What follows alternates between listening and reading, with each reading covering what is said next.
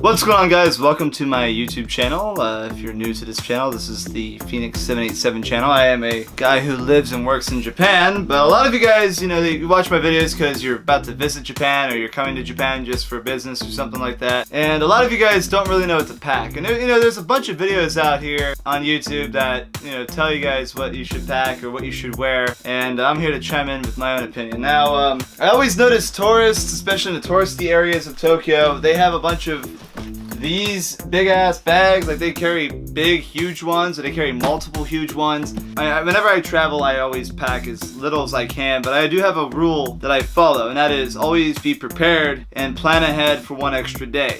So if you're traveling for 7 days, pack for 8, because you never know when something might happen. Your flight might get screwed up. You have a embarrassing accident. Something might happen to you, right? Now, the main advice I want to give for traveling to Japan is a very seasonable country. So it depends on the type of year that you're flying. It depends on what you want to bring. Now, most people come here during the spring, so this video will primarily cover what I would bring if I was visiting Japan during the springtime. But I'll also give you a little bit of tips and tricks on what to bring and what not to bring during the summer and winter, because the weather differences between spring, summer, and winter, it's pretty significant. Now, spring and fall is pretty similar weather. Actually, today's weather actually felt like spring, so shorts or in a t-shirt were actually fine today, but not normally fine. Now, I see a lot of people, especially J-vloggers in the past, have said Japan is a very modest country, and especially for women not to wear short shorts or mini skirts. That's a load of crap. Just wear what you are comfortable wearing. That's the primary thing you should keep in mind when you're visiting Japan, is no one's really gonna notice or care. If you wear short shorts all day and you wear a tank top and it's warm outside, then go ahead. I always see people overdress when it's way too hot, and they suffer from it because Japan can get really hot during the summer. Just wear what you normally wear. Now, in this situation, let's say that you're arriving right before Hanami season, cherry blossom season, right? And you don't know what to pack. So, in this suitcase that I use whenever I go back to the States with a lot of stuff, I travel light when I go back to America, especially when I visit my parents, because I have stuff there. But you're coming from America to Japan or whatever, right? The primary thing you don't want to forget is underwear and socks. So 7 days in Japan, 8 pairs of socks, right? Now, obviously, this is probably gonna be a lot more organized than I'm already making it. So let's see, we got 1, 2, 3, 8 pairs of socks. Now, you're gonna be on a plane wearing stuff already, and don't re-wear the stuff that you're already wearing, right? Now, in the winter time, it does get kind of cold, so I do recommend a pair of smart wools if you got them during the winter, and of course, underwear. So pack ahead, 8 pairs of underwear. Ready? 1, 2, 3, 4, 5, 6, 7, 8. Obviously, organize yourself.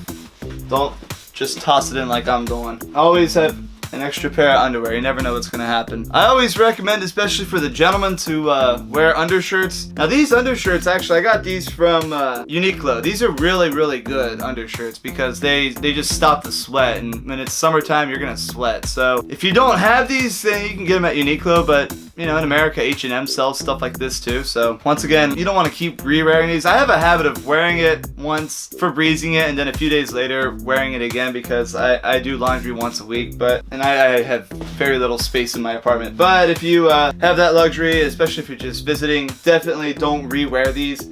1, 2, 3, 4, 5, 6. Now this is 7. I'm only packing 7 here because you're gonna be wearing an undershirt as well underneath your normal shirt. Jeans. There's a debate about jeans. Okay, people sometimes just wear jeans once and they're done. Others, they reuse jeans. I'm on that side. I wear jeans probably 2 or 3 times and then I wash them. That's because it's jeans. It's durable material, right? I don't wear them successive days. I wear these jeans, for example, once.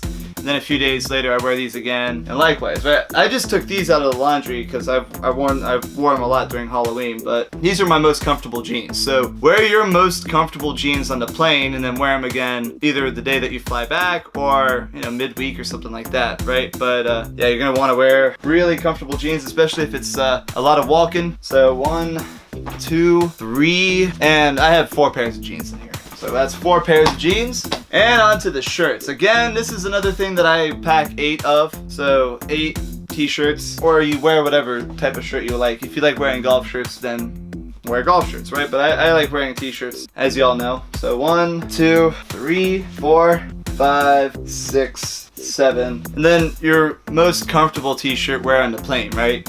On your way back to wherever you're going, right? In the spring, it can get kind of chilly, so I do recommend a hoodie. Wear this on the plane. You don't need to pack your hoodie, just wear it on the plane. I mean, I have a bunch of hoodies in my apartment, but this is my favorite hoodie to wear. It's nice and comfortable. It's the Behemoth hoodie that I own. I love this hoodie, so you don't need to pack it, just wear it on the plane because it's kind of a big space thing. If you wear multiple pairs of shoes, I do not recommend that. I always recommend wearing your most comfortable shoes, and for me that's Etnies. Not sponsored, I really wish I was, but I love Etnies. These are great walk-in shoes.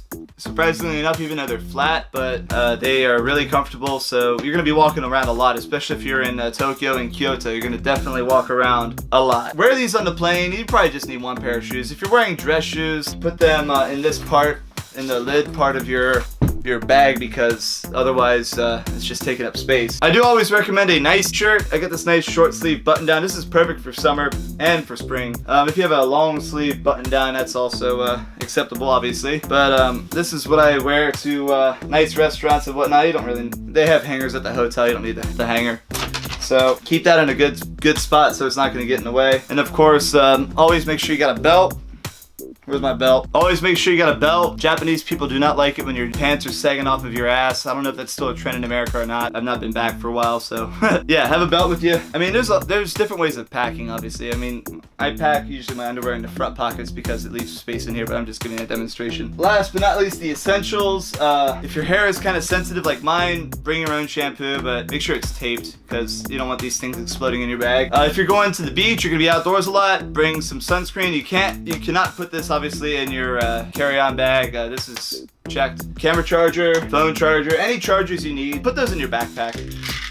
Medication, make sure the medication that you bring is allowed in Japan. Some medication is not. Also a must, deodorant. Japan does not believe in deodorant, so make sure you bring plenty of deodorant. Always just buy a new stick and just put it in your bag, and then you'll be good to go. This is a must. I honestly think cologne is a must for anybody. Doesn't matter who you are, just bring it here in Japan. And a hairbrush if you need to brush your golden locks or whatever. And of course, wallet, plenty of yen, and even bring some of your local dollars that you could change over to yen, but you know, even get yen at your local bank before you fly over here. Now for the seasonal items rather. If you're coming during the summer, I always recommend going to the beach. It doesn't matter what you're doing in your itinerary, always plan ahead for the beach. So bring some sandals, which are leaking sand on my pants. The beaches in Shonan are kind of sandy, so for guys, I recommend some beach underwear underneath your swim trunks because you don't want to get chafage. That's a pain in the ass. And of course, towel and beach tank top. And like I said, sunscreen. Plenty of sunscreen. Maybe even some aloe vera. And during the summer, and even during the spring, if you are